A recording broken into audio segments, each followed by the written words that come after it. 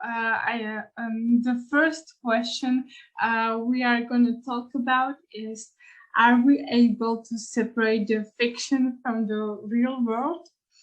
And more concretely, can we cognitively separate created persona from the real person?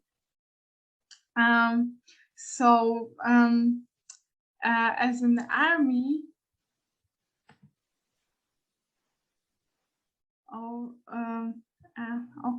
as an army, I dive into the topics of map of the soul, and persona, ego, and shadow was also linked to it strictly. So I became more curious about this topic. So when we want to talk about persona, first we need to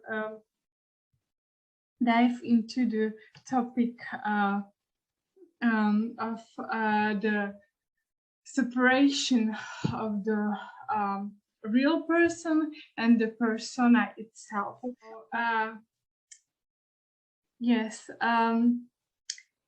need to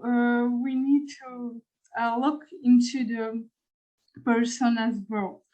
So when we want to talk about the persona itself, first we need to look up at the map of the soul in general.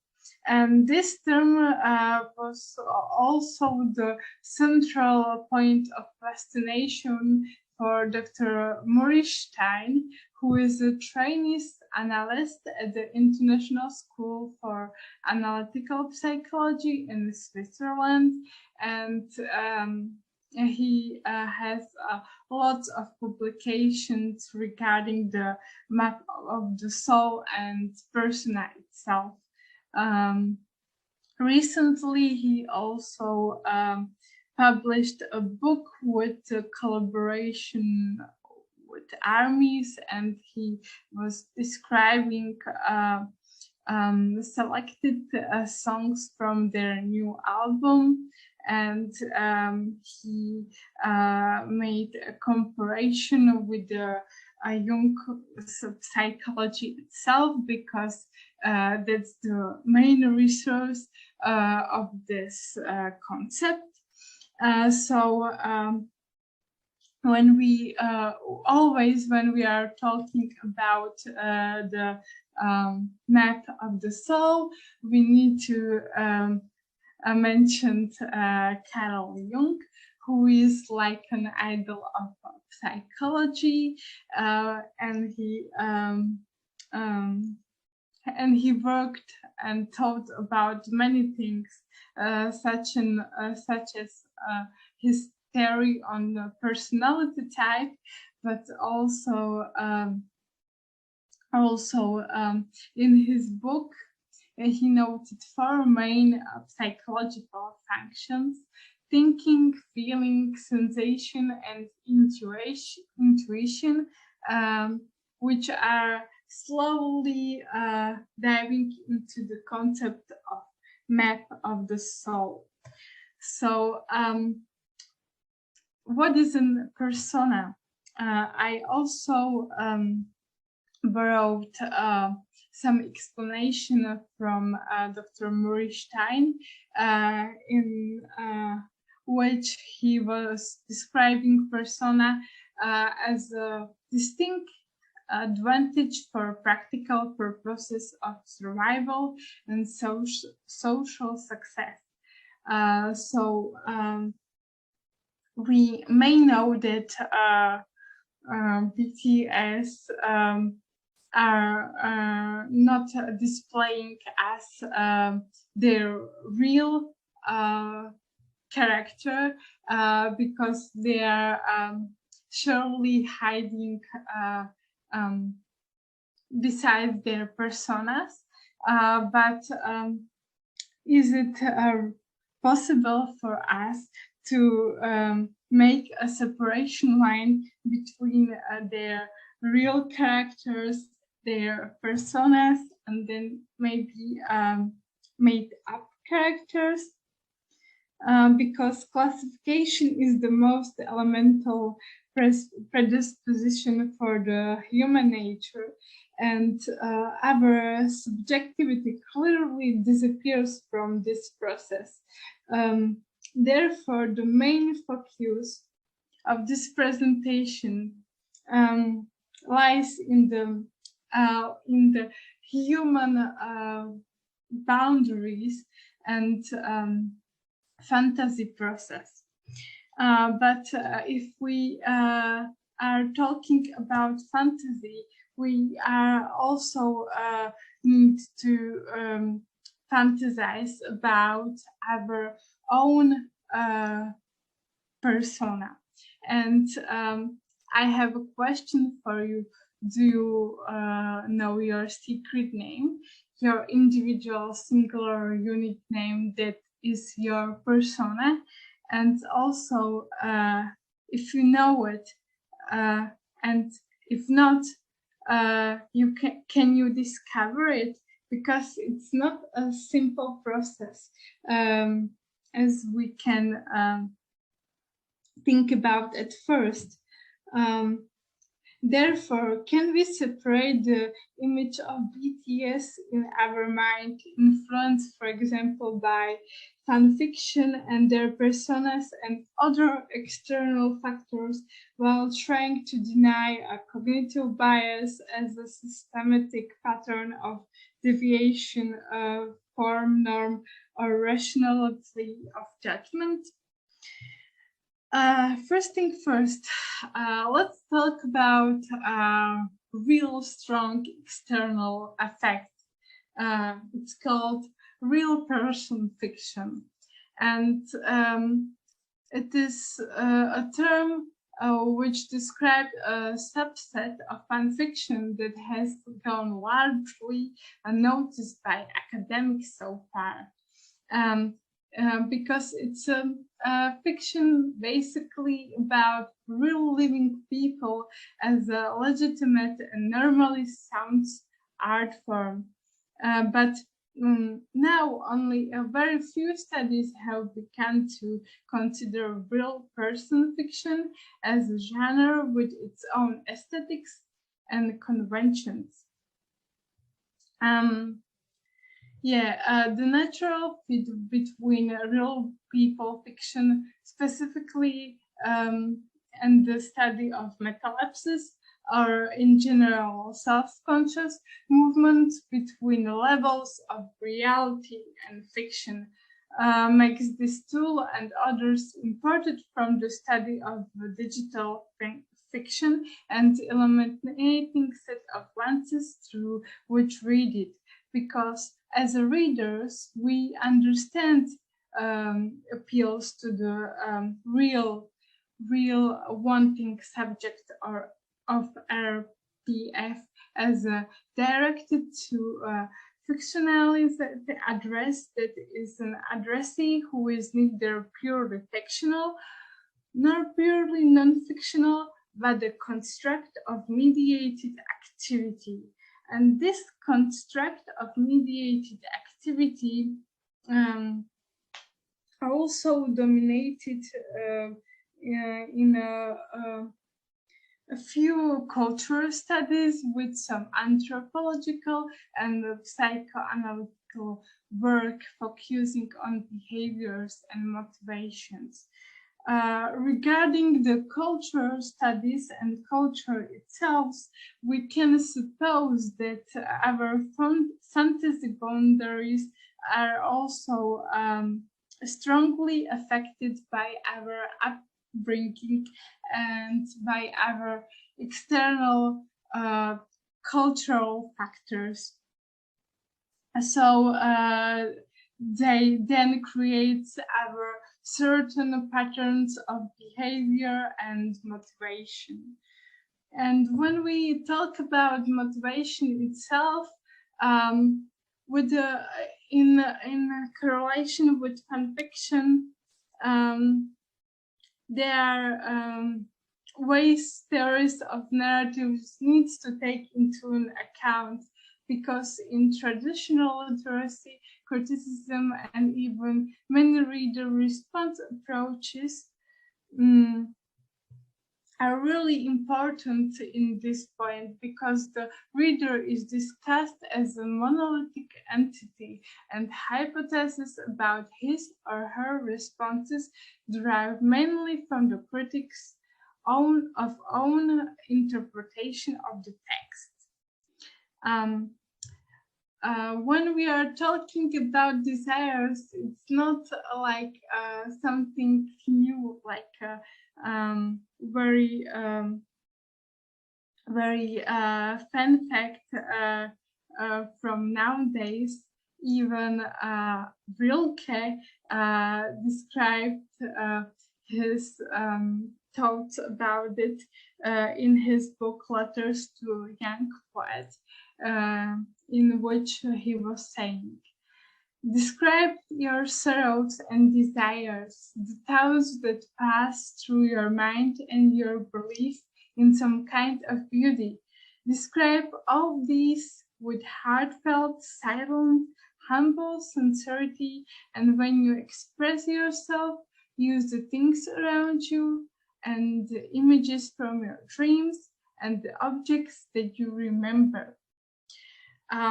Another really important part of this whole machinery are depicted in his words, and this really important construct is a dream. So when we are talking about dreams in a sense of a neuroscience field, we tend to see dreams as a reverse learning designed to remove overloads of neural garbage from the brain. And it is clear that they may also contain directly or distortedly reflections of current states of body and mind. The question is, are these reflections pure reflections of the created persona of the real person, or are these reflections pure reflections from our made-up character, or is it something else? Who knows? And also let me also again quote Rilke, where he was saying in his selected letters of Rainer Maria Rilke about dreams again. "I live not in dreams, but in a contemplation of a reality that is perhaps the future." So can we suppose that contemplation of reality can also affect our future development of our personality and decision-making process? One may dream while others are savers if these dreams are more real to oneself than reality and more necessary than bread. This quote is really interesting because,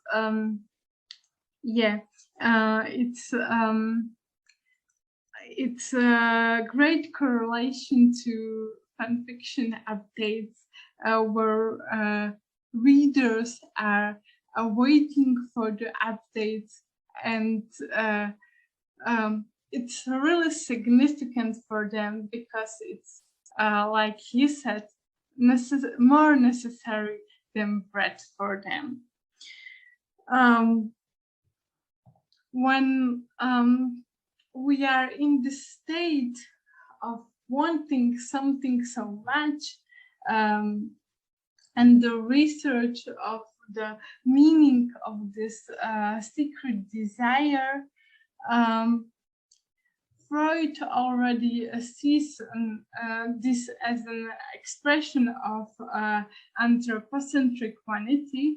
However, is not made unless a delirious deformation of reality is carried out before. So in this slide, we can come into the reality distortion field, where our personality can be damaged by this deformation of reality. Because our purpose is then to deny the most foundic elements of reality, and we cognitively replacing them with other parts which are our pure desire. Then Dominguez in his work is researching the concept of illusions, which through which he was describing them as a pleasant factor because they save us from feelings that are not feel so pleasant, so we want to cognitively avoid them, but then we will have to accept them without lament that sometimes they crashed against a piece of reality and fall into the pieces. And the most important elements which will later characterize the concept of illusion are defined as a search for a pleasure that does not take reality into account. So as readers, we tend to avoid this pleasure and always looking for the satisfaction. But when we are trying to avoid this displeasure, the really important term comes out, and that's repression. Repression is a coherent explanatory term, and it is not precluded from referring to a real process, specifically neural inhibition triggered by social factors can account for Freudian repression without succumbing to a circular explanation. So in the beginning, I have introduced you to one idol of psychology named Carl Jung, and on this picture you can see a second one, Mr. Freud, Sigmund Freud, and he was also a really important element of psychoanalysis and other mental development disorders related to the dreams and reality perception. And I don't know if you can see the button up, but I hope that it's okay. So yeah, I also mentioned the psychoanalysis and the really important role for processing the real actions and situation in our everyday life tends to bring the concept and main role of the frontal lobes, which is a brain area that appears to mediate the influence of social factors upon impulse control, demonstrate that repression is plausible within a dynamic neural framework. I know that not many of you can be well known with this term, so let's talk about the frontal lobe more deeply. On this picture, you can see the frontal lobe depicted in blue color. So as it was mentioned, it's not active only in our social interaction. It's basically an origin of our personality, and it's also the place where our decisions are made. Also, only for your curiosity, the brain area depicted in the white is called parietal lobe, and then the red area in the back of our head is called occipital lobe, where our vision has its origin, and also the last part in a gray color is called temporal lobe. So yeah, a little bit of neuroscience, and now we can go to the Freud again, so psychology world again, and I have borrowed his words from his book from 1907, more concretely from the chapter Creative Writers and Daydreaming, where he was saying following thoughts. Might we not say that every child at play behaves like a creative writer, in that he creates a world of his own, or rather rearranges the things of his world in a new way which pleases him.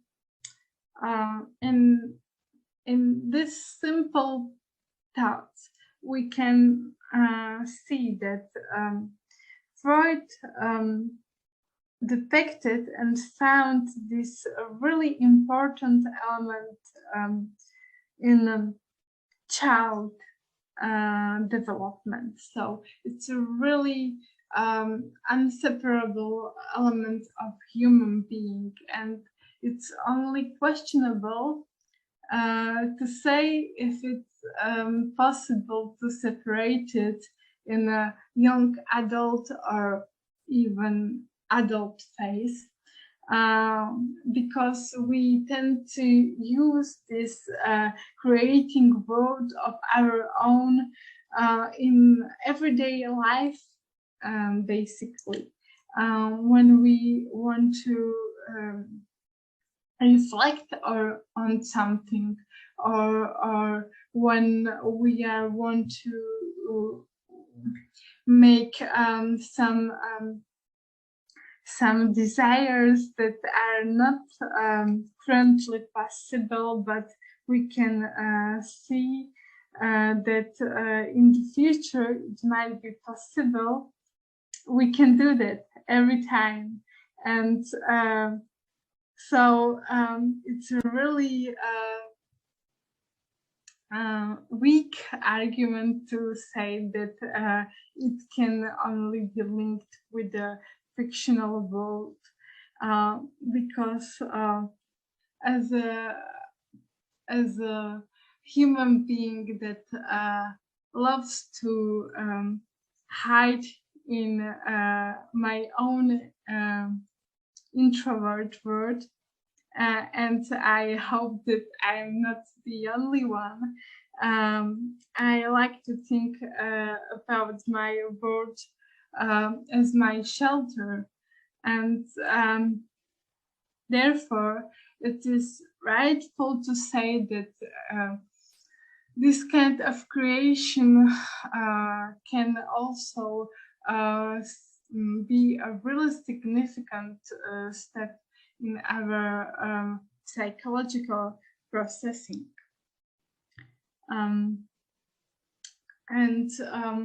If we are talking about displaying our desires in everyday life, really important terms can be found in this area of topic. So first one is effective forecasting, which is describing the process of predicting how can we feel if certain desire or motivation or internal thoughts will be fulfilled in the future. But on the other hand, yes, I heard something, but I think it was only a glitch, so I will continue if you agree. But on the other hand, we have another strong element which is called cognitive bias that can really affect every kind of our action.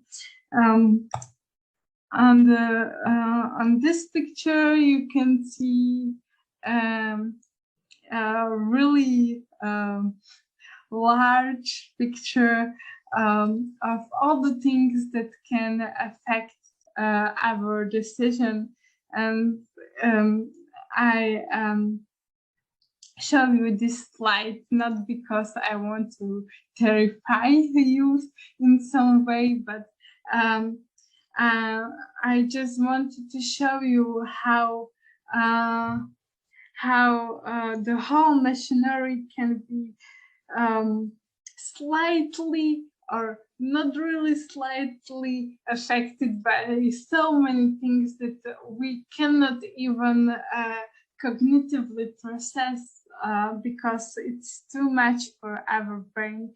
It's only in our subconscious state that can process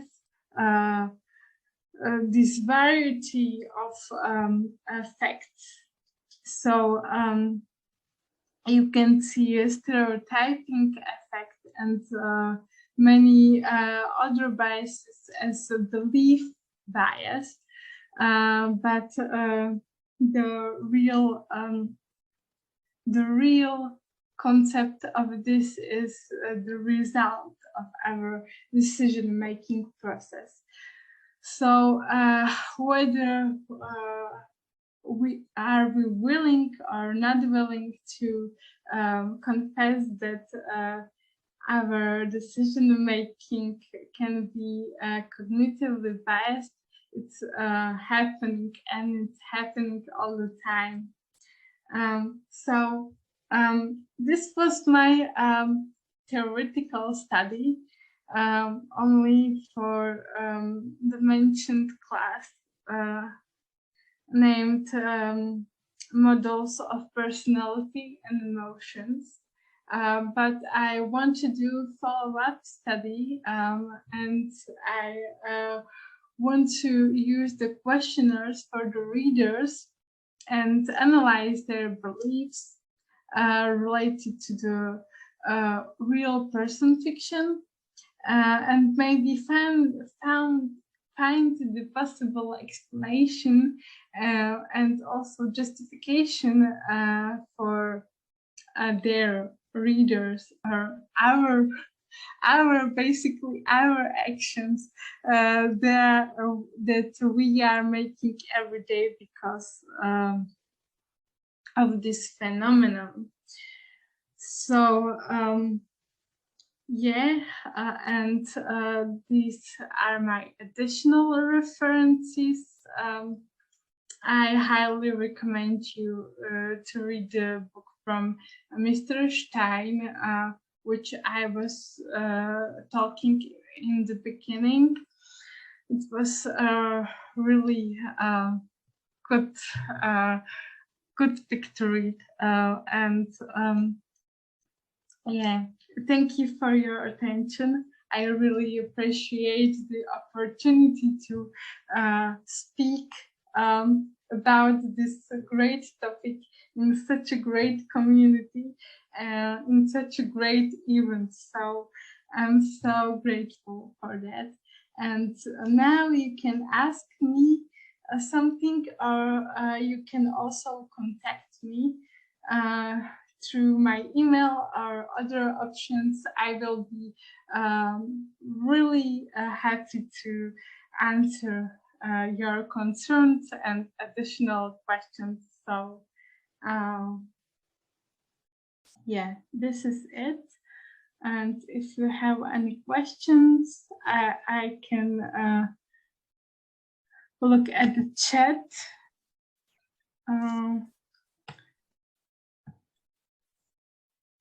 So I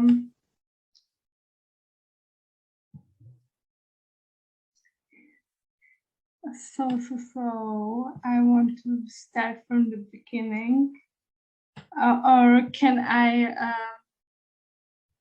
Or do you want to like ask me in person? You can unmute. Do you want me to read the questions to you?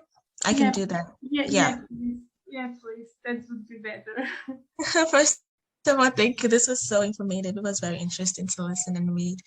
So the first question is from Sasha, and it says, what inspired you to research on real person fan fiction when it's not so popular with researchers, instead of going with a traditional path of researching fictional character fan fiction instead?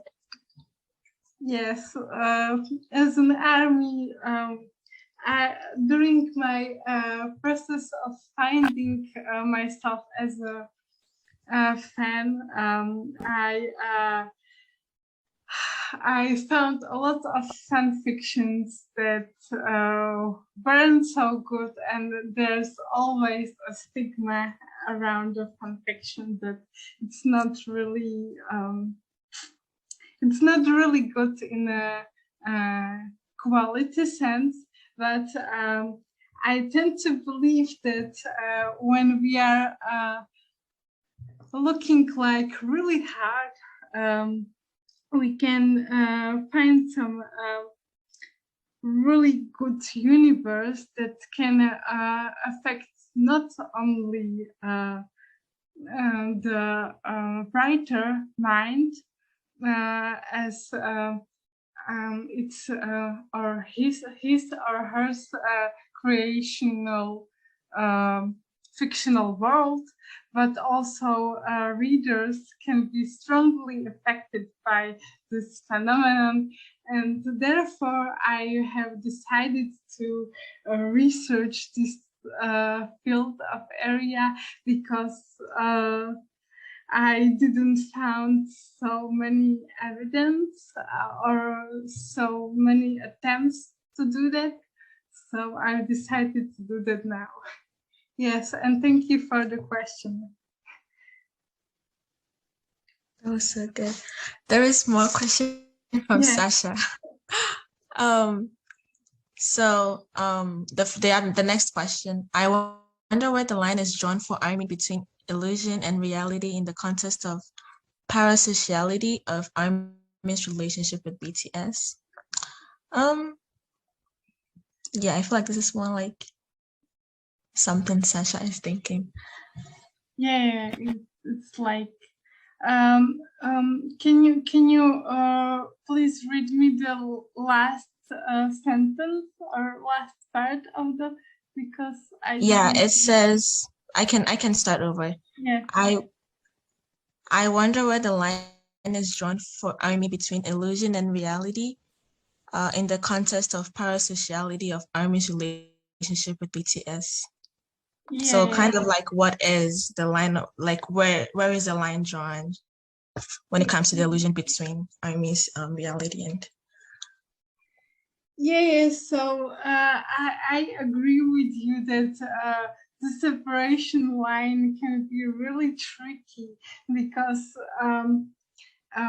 when we are doing such action, like creating the world as a writer, or reading and consuming the work as a reader, we tend to not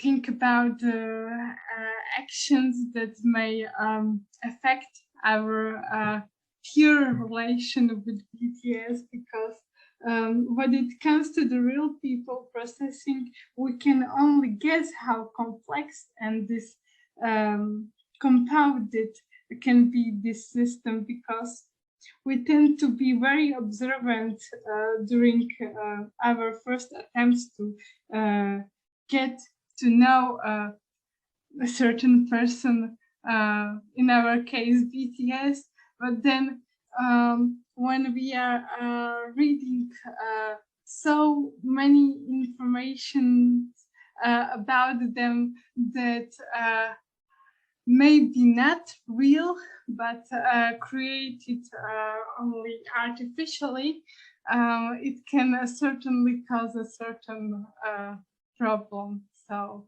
yes, I do agree that the line is not really sufficient for us for now. Right. The next question is with regards to identity. Hold on. Okay, with regards to identity, how is the distinction drawn between authenticity and performative? How has BTS achieved authenticity? This word. Yeah. How they really good question. Thank That's you. a very good question.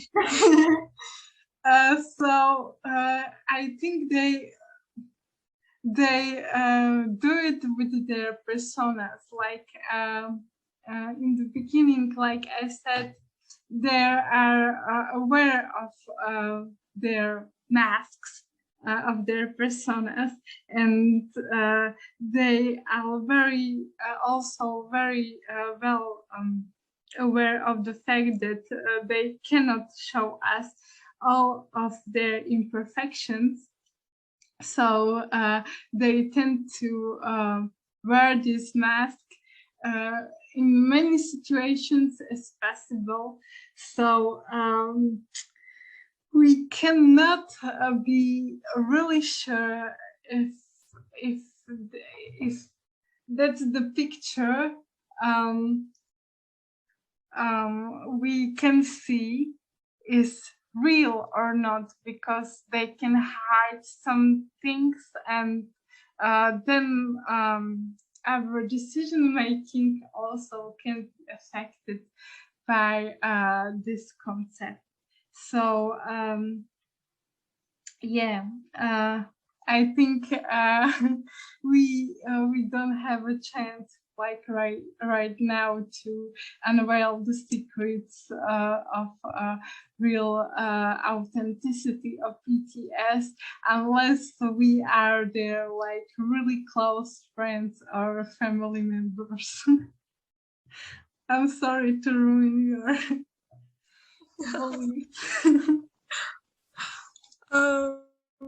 Yes, thank you. The next question is kind of long. Okay, how does BTS's impact on army transcend traditional artist audience impact? Can it be said that BTS's influence on army is more personal by how it influences an individual's psychology and how an army makes choices or decisions or things? Is there any research to support this, or like give more evidence? Yes, I strongly agree with the statement that BTS gave us lots of psychological ground to work with, and therefore we have many more options to do research in our own fields of interest in comparing to the other groups, because the majority of them, let's say the true, and let's face the true, are thinking and talking about simply about love and maybe breakup. But BTS went like the more hard path, we can say, where they choose to talk about self-love, and also they are giving us lots of clues that can be hidden under the lines, which can only support our positive feelings and relationships towards them. And regarding the studies, how that's all affecting army in general, I got contact for one person. I think her name is Wale, if I'm pronouncing it right, and she's writing many books about army and BTS relationship. So if you want to read it, I highly recommend it. I can maybe later send her name to the chat or something if you agree. But thank you also for this beautiful question. Yes, thank you. I think that would be great to share more contact information. And there's a last question from Sasha. Yes. How and to what extent did the illusions or biases of the fandom influence and shape the creative practice of BTS? Really good question. But but I'm not, stage right now where I can like strictly say that here's the line or there's the line. Illusions can be something so hardly described that it can overlap with other things, such as social factors and social events and expectations from others. So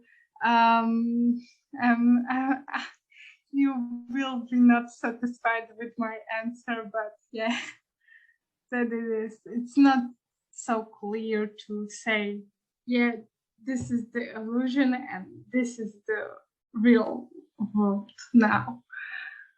When we are talking about BTS, because of the persona itself, because of their personas in general.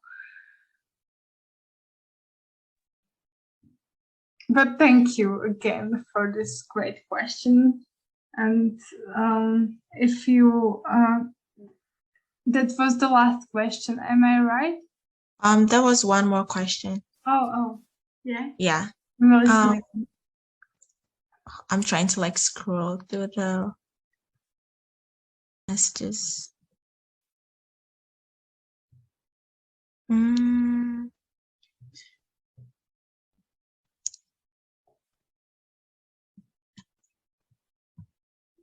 Okay, there was a question from Rara, and the question is, do you think fan fiction can affect how we perceive the person it was written about?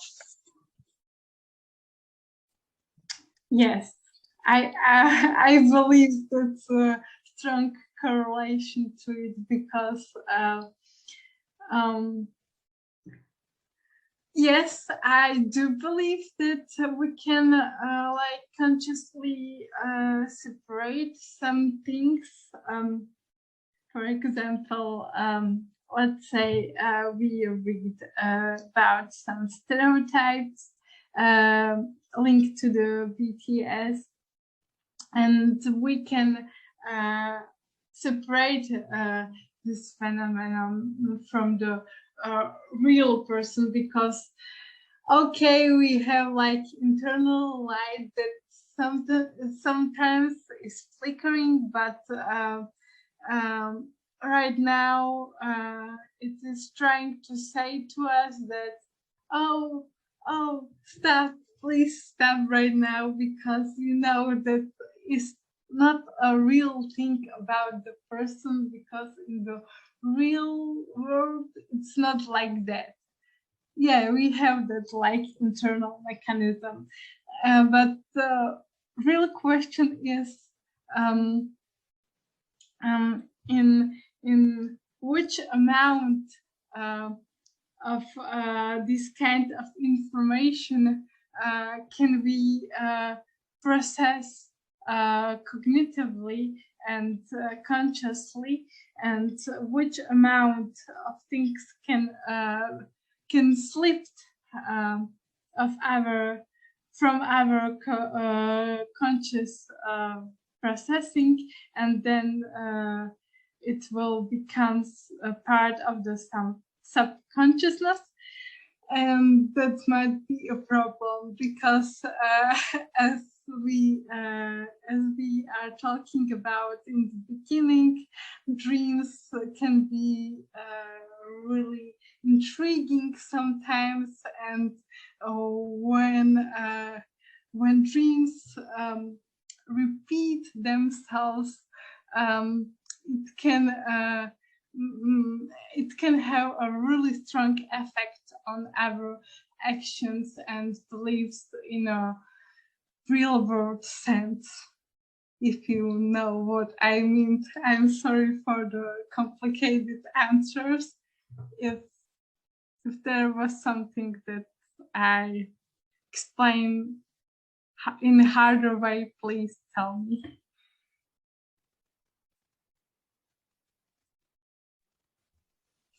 No, thank you. I think that was the last question. I think. Yeah, I think that was the last question.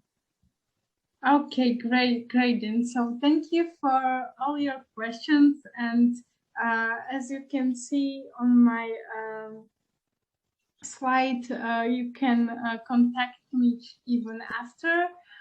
If you have any other question, I will be happy to answer.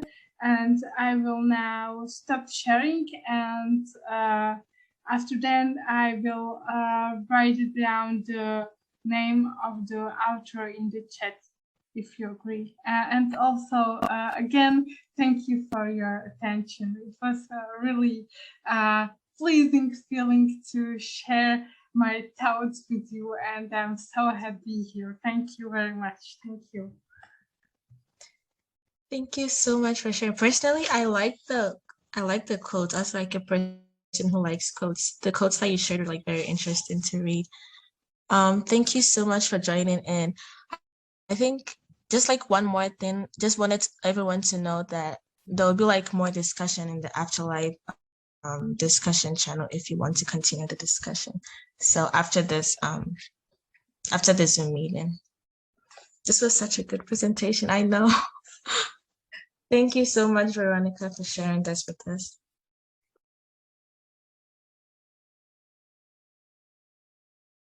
Thank you very much too. Thank you.